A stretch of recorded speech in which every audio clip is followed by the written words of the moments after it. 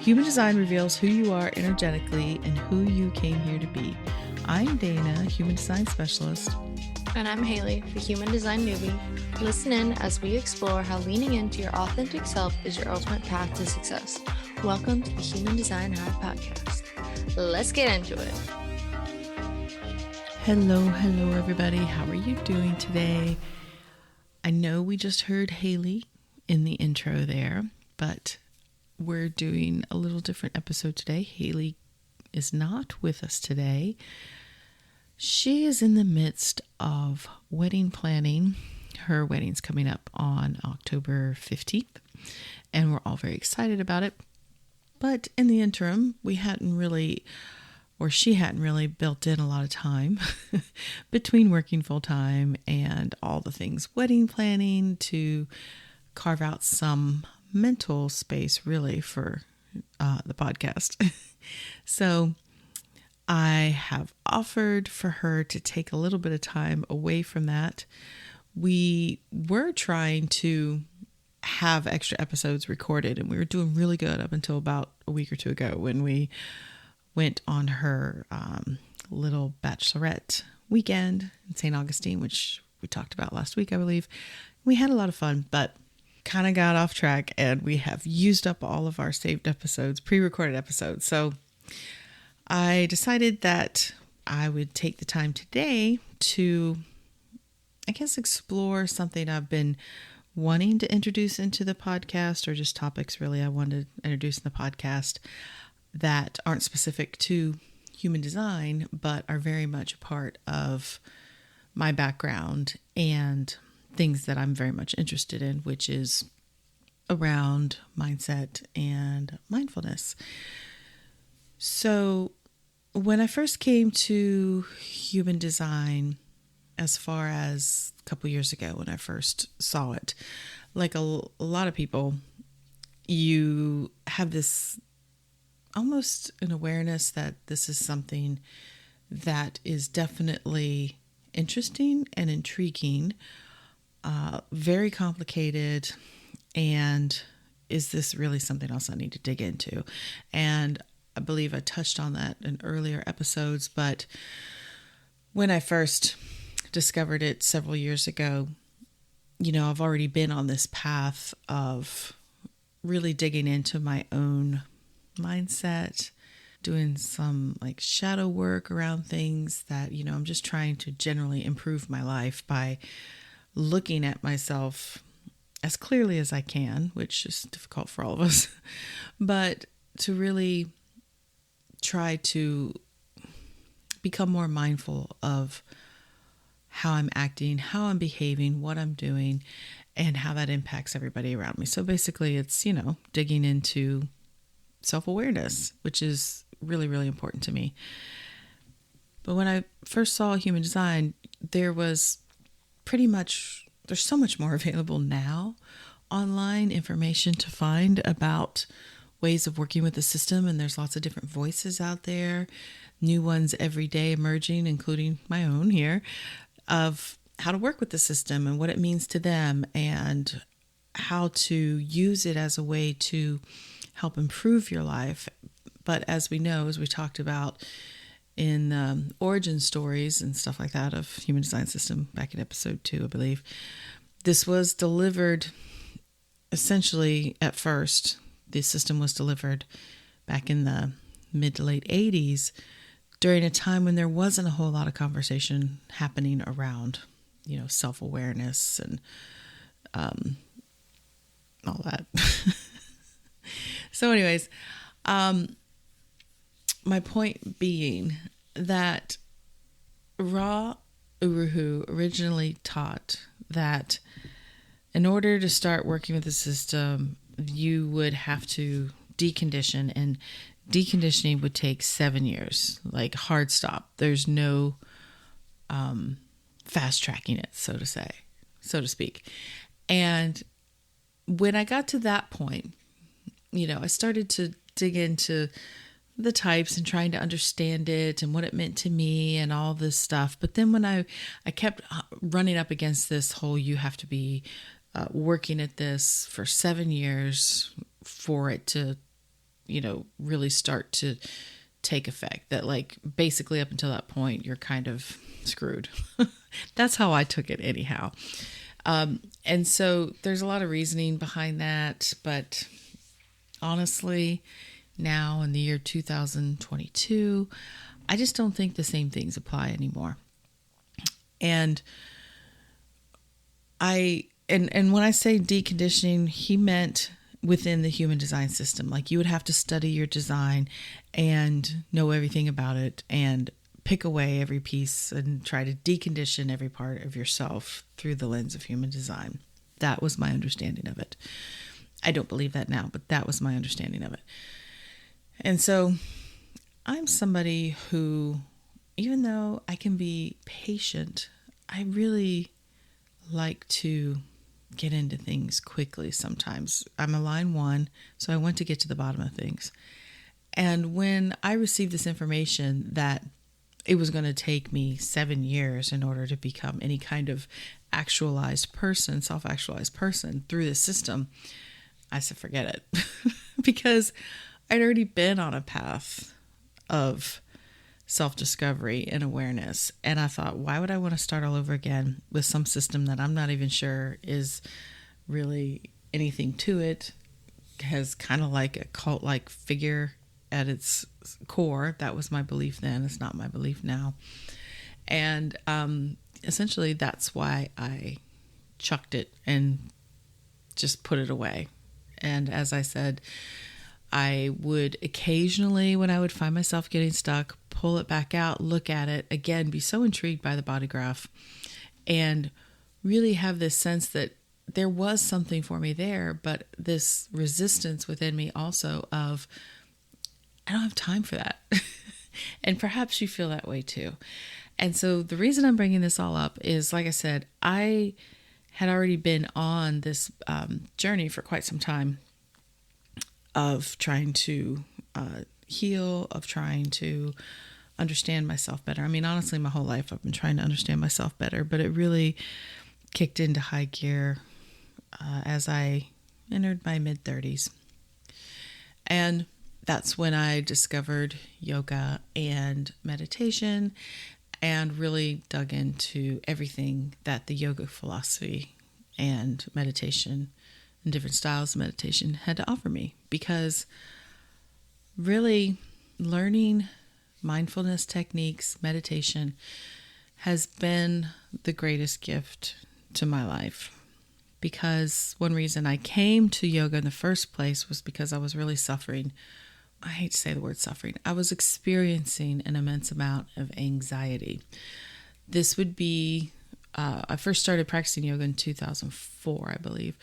And at this time, my dear Haley was only about 6 or 7. So her brother was 2 years younger than that. So I had little kids, and we owned our business. We had a lot of stress, as a lot of new moms do. And if you're out there listening to me now, or you have small children, just let you know, I feel for you. It is a challenging time in life, but it's also just such a gift to be able to foster a family like that. As I mean foster, as in bring them into the world and watch them grow. And I wouldn't change it for anything in the world. But at the time, I was a bit of a mess. I didn't realize then, but I think when you look into things from human design, you can understand a lot more about yourself. But I always knew I was a worrier,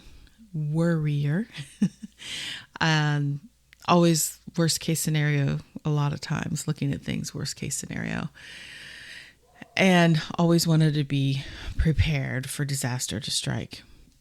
So what happened was this went on for some time of new motherhood and all things that you find to worry about in life in general.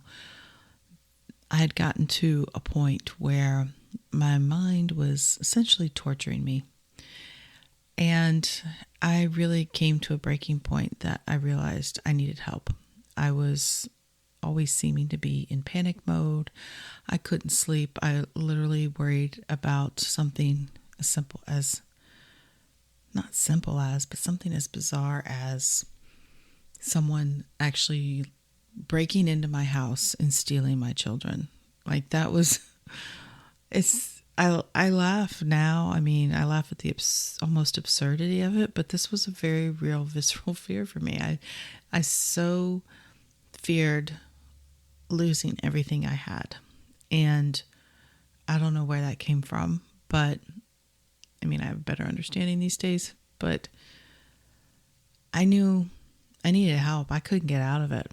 I was just trapped in my own head, and I did. And I went to probably not the best place. I went to a clinic to find help, and I did. And I spoke with a therapist a few times, but I was immediately put on a anti-anxiety medication.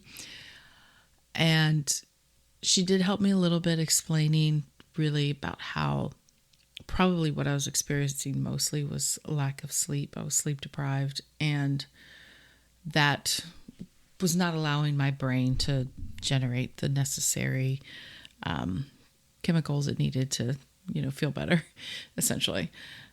I think I've covered this many times. I'm not a doctor. Anyways, just my experience. So I was on a medication for, I would say, probably a year or two. And so my kids were actually younger than that, because I came to yoga in 2004, like I said. So this was, they were even younger then. And I was okay.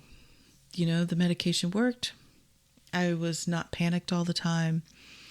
The fear seemed to be lessened. The worry was lessened. But there was a part of me that was not satisfied with that I didn't want to be on medication, because, and for me, myself personally, and this is my own experience and no one else's, I just did not feel medication was where I wanted to be. And I had one of these clear moments that, call it God, call it Gus, call it my spleen talking to me, my defined spleen, whatever you want to call it, where I just had a moment of absolute clarity that I needed to figure this out for myself. And I needed to find a way to cope without medication, because while I know there's people out there that really needed it, I think for myself, I didn't. And I wanted to figure it out. But like I said, that goes to me also my whole life pretty much being focused on wanting to figure myself out. So I guess I had a moment of getting a little lost, and I was brought back to a direction that says, no, you can do this. And so shortly after that, I can't tell you how long, but it didn't feel that very long, I actually was introduced to yoga. And I fell head over heels in love with yoga and everything about it. And this is because I always really hated exercise, like any kind of like intentioned exercise. Like I don't mind moving my body, going for walks or dancing or any of those things, but like going to the gym was just like, well, kill me. And it's ironically at the gym that I found my yoga teacher. But there was no yoga studios really in the area where I lived. And it was still pretty new, the whole yoga thing, at least where I lived. I know it's not new overall, but was for us. But, I started with just a day or two a week. And as she started teaching more places, I would go wherever she was teaching, because there was no yoga studio, like I said, teaching wherever. But it just fed my soul. And what really fed my soul was not so much the physical activity, but it was the spiritual practice that came with it. It was the breathing, the pranayama, the meditation at the end of each practice. And each time I did that, it just became easier and easier for me to pay attention to what my mind was telling me, pay attention to the thoughts, to the sensations in my body. I became more and more able to regulate myself. And it really saved my life, because that was the introduction, and it's now been so many years since then. I've added so many other things into this practice of mindfulness. I trained in meditation, became a meditation teacher. I've done the yoga teacher training. I've become a Reiki master, going through all 3 levels of Reiki training, become a master teacher. I've trained with people who are experts in the field in EFT, all these things that help us self-regulate, help us to cope with ourselves and learn how to control the fluctuations of the mind. And then I think that's why human design just got a hold of me like it did when it did. Because the first introduction several years ago, I hadn't done, from what I recall, I hadn't done the EFT training yet, the tapping, emotional freedom technique. I hadn't, I think I dabbled in it a little bit and was curious about it, but I hadn't formally trained in it. And then I did. I met an amazing teacher, and I hope for her to be somebody on the podcast one day to really, really show you the beauty of this work. And that was life-changing too. Tapping is something that I use every day. And also mindfulness and meditation techniques. Because, I think I lost my train of thought. What I was saying about human design coming into the picture then was because now I know that looking at my design, I have a completely open head center with no activations, and I have a defined ajna center. I have one gate 4 in the ajna, which is reaching towards the open head center, but there is no connection there. So that gate 4 is always looking for answers. It's the beginning of the logical circuit. And so my definition in my ajna is through the 4323, which connects to the throat, which is a knowing channel. It's part of the knowing circuit. And so I've always connected to this sense of knowingness without being able to explain what it is that I know half the time. It's this battle between logic and knowing. And also, when we've talked about the centers, we talked about how when you have an open head center, and especially a completely open center, there is this pressure to know. There is this pressure to answer all the questions that are constantly flowing through your head from whoever you're around. And so you're always trying to figure things out. And now, like I said, I'm not a doctor. I don't have clinical diagnosis of anybody or myself, but I just know that I think this energetic makeup of mine could show to me why my mind, the mental awareness center, was always just kind of swirling and trying to figure everything out. Could be the cause of my anxiety, coupled with a highly defined spleen. There's just a lot of fear and anxiety in these centers. The spleen center, ajna center, emotional center, all are awareness centers that carry with them fears. And I have all 3 defined, and I have an open head. So it makes sense to me now that could be the source of my anxiety. And other things contribute to it, for sure. But this is, as I said, just my experience. So this is something that I still, to this day, every day, have to pay attention to. And in the sense that when I say pay attention to, what am I trying to say? It's still there. It's gotten better. But the thing is I know how to manage it now. And it's an everyday practice of being aware what I'm telling myself, what I'm experiencing, what I'm feeling, and tuning into that and observing it. And that's really what mindfulness is about. It's not judging the thoughts, not trying to correct the thoughts. It's just observing the thoughts and realizing that they're just that. They're just thoughts. They just happen.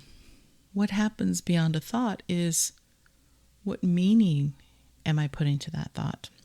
And this is a very integral part of not only what the human design system shows us, but the new paradigm that we're moving into, which is creating with intentionality instead of reaction. And this has really been the progression of my evolution here, has been going from reactionary and trying to either predict or prevent the next catastrophe in my life, to finding a more centered and calm place as my baseline. And I've done this by integrating these techniques of mindfulness, meditation, EFT, energy work, all of this, just contemplation.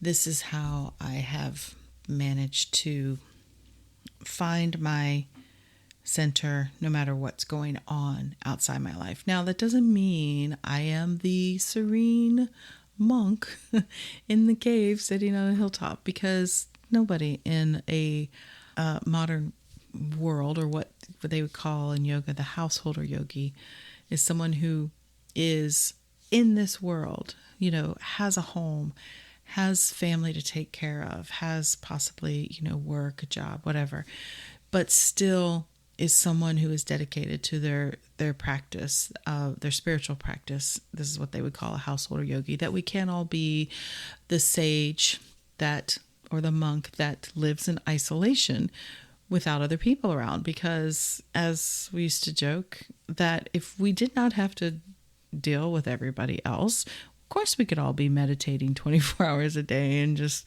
finding eternal peace. But the truth is, we're not built to be in isolation. We're not built to just have our own little bubble to live in. We actually, in human design, it shows us perfectly that we are all designed to be around each other, to learn from each other, to experience each other, and experience how others experience themselves. Like, this is what it's all about. That's what we're here to learn. But with that interaction also can come a lot of stress, a lot of pain, a lot of confusion, a lot of interruption in your peace.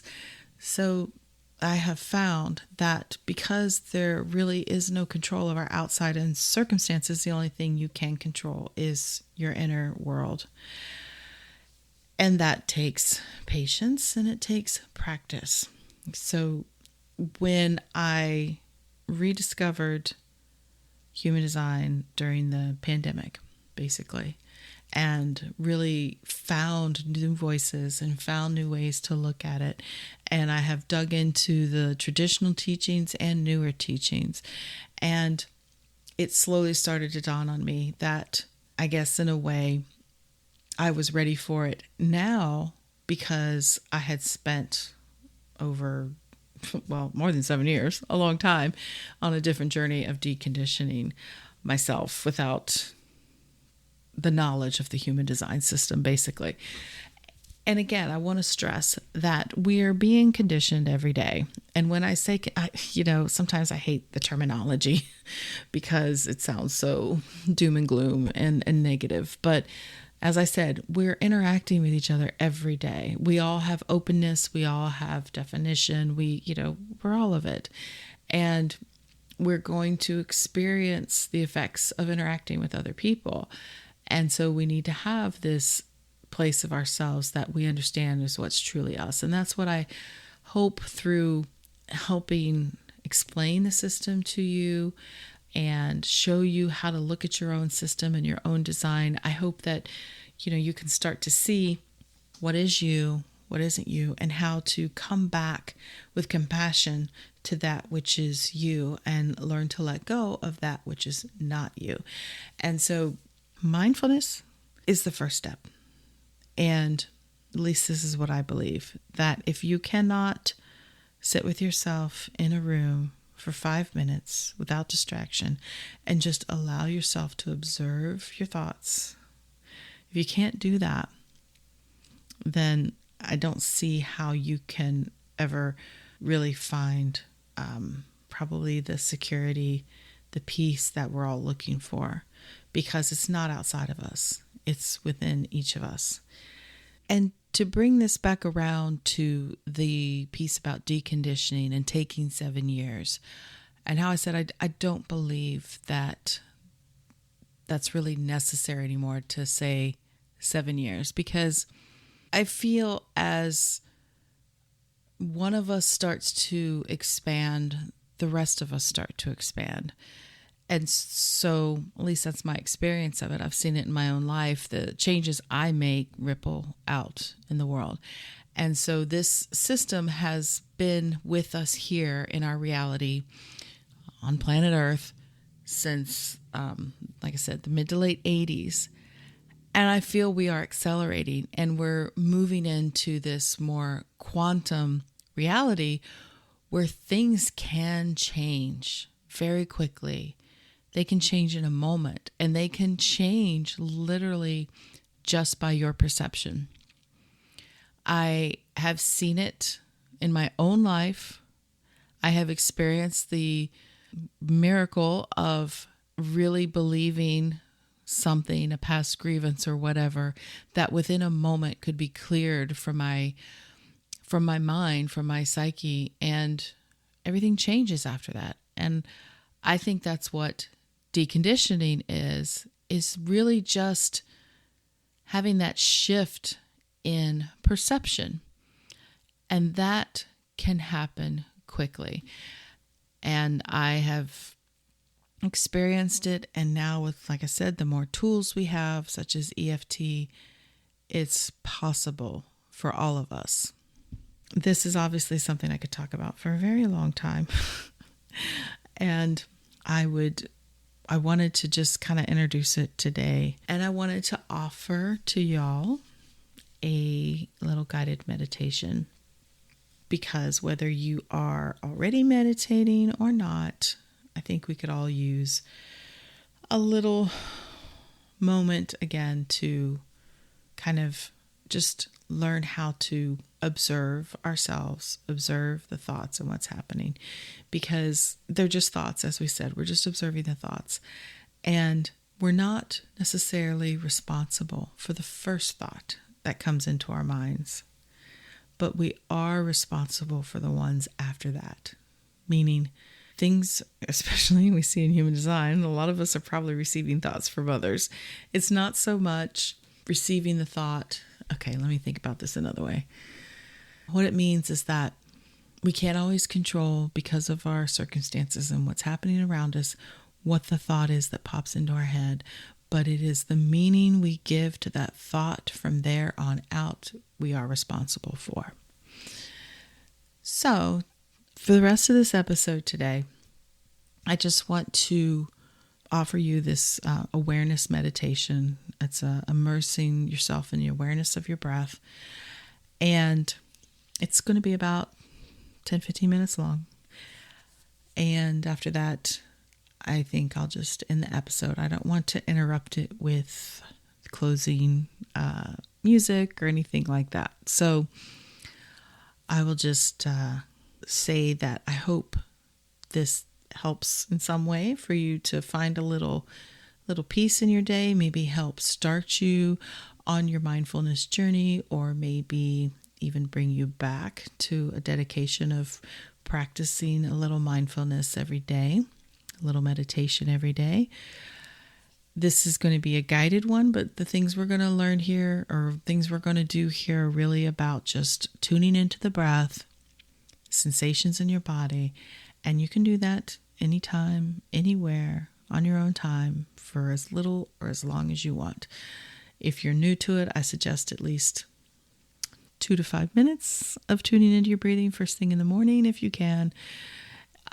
If you are used to it, maybe try to commit yourself to the next 7, 14, 21 days of sitting every day before you go out into the world, and tuning yourself in to your surroundings, to your breath for at least 15 minutes a day, and see how your day goes from there. So thank you for listening to my ramblings today, and I hope that you enjoy this meditation. And since I'm not going to be doing a big outro after the meditation, don't forget to, if you haven't already, subscribe to the podcast, because we're probably going to be hearing some more of these meditations along the way. And also share this podcast with someone that you think would really be interested in learning about all these fun little things. So I hope y'all have a great day and enjoy the meditation.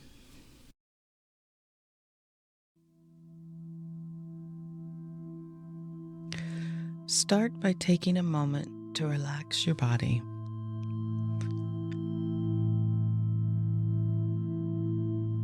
Soften any unnecessary tension in your belly, your shoulders. Find a posture that feels both relaxed and alert. Now close your eyes or look downwards and rest your hands in an easy, effortless way, perhaps in your lap, on the tops of your legs, your knees, whatever feels good for you. So take a few moments to scan your awareness through the sensations of your body, and wherever possible, soften and release obvious areas of physical tension.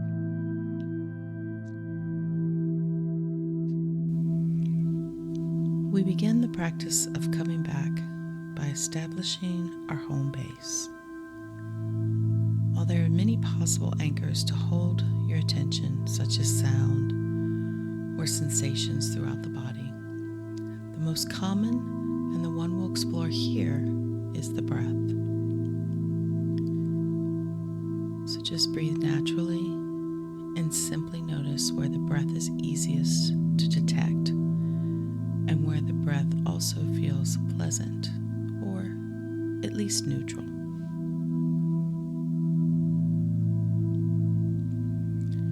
So you might pay attention to how the breath feels as it flows in and out of your nose. You might feel the touch of your breath around your nostrils or on your upper lip. Or perhaps you feel the movement of your chest or the rising and falling of your abdomen. Or perhaps you feel your whole body like a balloon, expanding with the in-breath, deflating with the out-breath.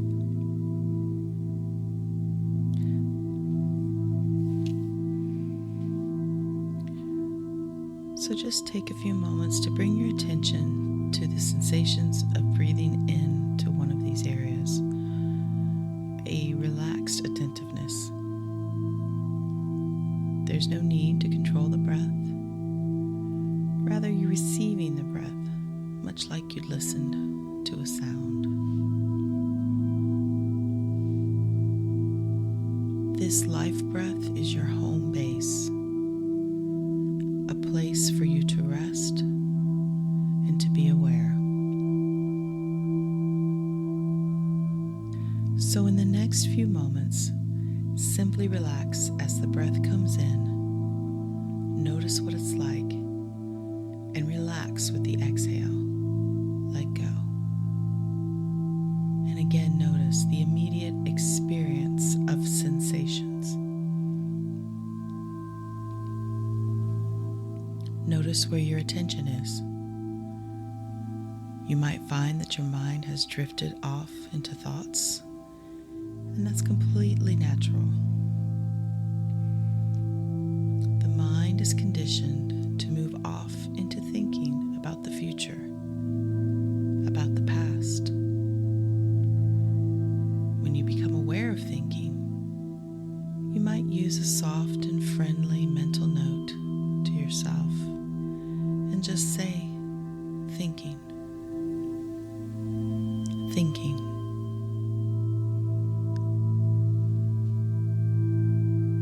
Thinking.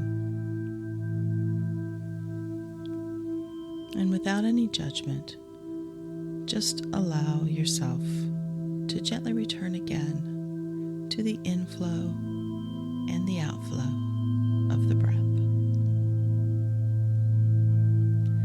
Let the breath be an intimate friend, a home base that reconnects you with your own presence.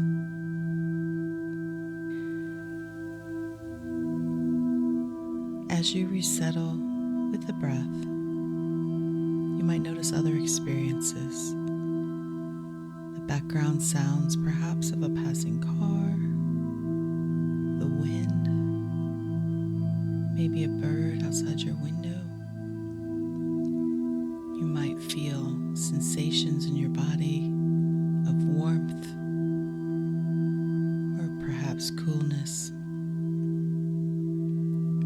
Whatever's in the background can be there without drawing you away from your present moment awareness.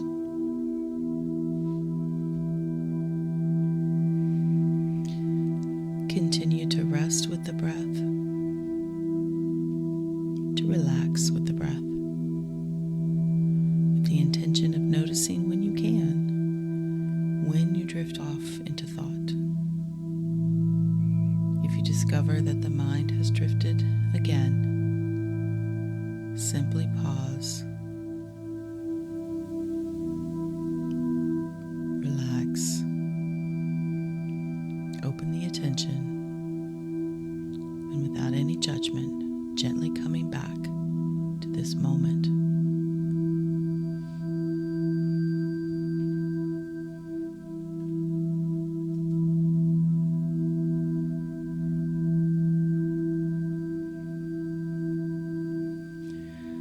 Just remember, the thoughts are not the enemy. You don't have to clear your mind of thoughts.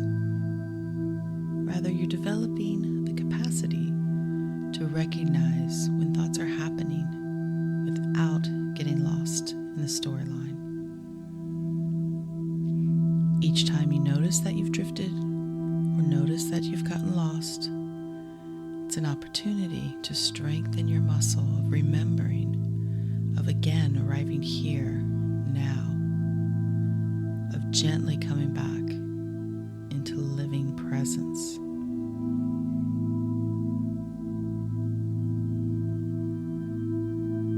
As you notice the mind getting quieter, you might sense the peace that arises when you relax even more and immerse your entire awareness into the inflow and outflow of the breath.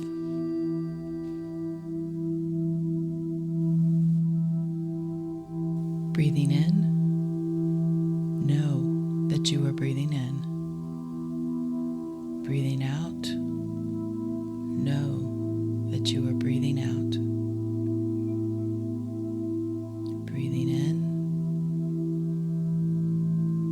and breathing out. Breathing in and breathing out. Be aware of the beginnings and endings of each breath. Fully here, awake, at home, in the present moment, continuing to breathe. Breathing in, know that you're breathing in, and breathing out, know that you're breathing out.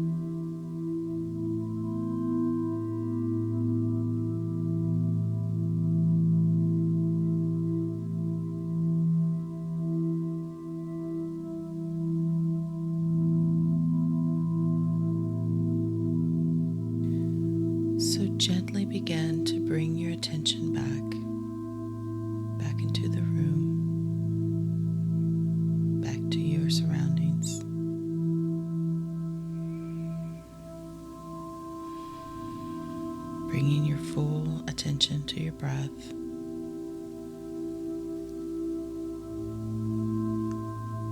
Bringing your awareness to the sensations of your body.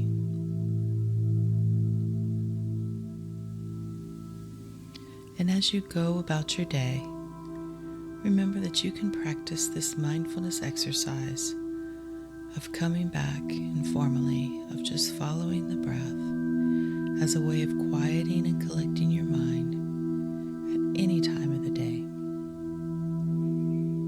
When you find the mind racing, simply take a few moments to maybe close the eyes, tune into the sensations of the body as your breath moves in and out. This moment of peace, this moment of presence is available to you anytime. You just need to bring your awareness back, relaxing with the in and the out breath, bringing your awareness to your present moment.